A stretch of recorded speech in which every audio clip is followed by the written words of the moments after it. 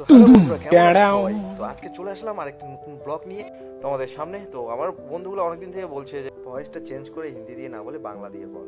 তোমাদের ভালোবাসা পাওয়ার জন্য চলে আসলাম আমি বাংলা ভাষায় আরেকটি ব্লগ নিয়ে। তো আজকের ব্লগটি আমাদের মূর্তির দিকে নিয়ে যাচ্ছে। তো মূর্তিতে যেতে হলে তোমাদের এই রাস্তা দিয়ে আসতে হবে, আর এই রাস্তা দিয়ে আসার সময় কত সুন্দর সুন্দর গাছপালা ক্রসিং হয়ে তোমাদের যেতে হবে। তো তারপরে আমি চলে আসলাম সেই মূর্তি।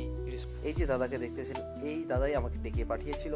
তো আমি আসার পরে এখানে দেখি তো কোথায় ফল্ট হয়েছে। তো দাদা বললো যে একটা রুমে একটা লাইট জ্বলে না, তোমাকে দেখতে হবে।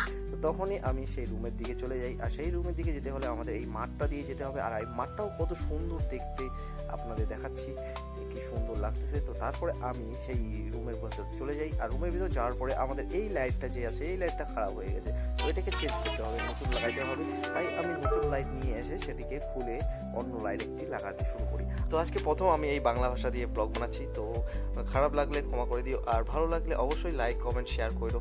কারণ আমি তোমাদের ভালোবাসা পাওয়ার জন্যই এত সুন্দর করে ভিডিও বানাতে থাকি।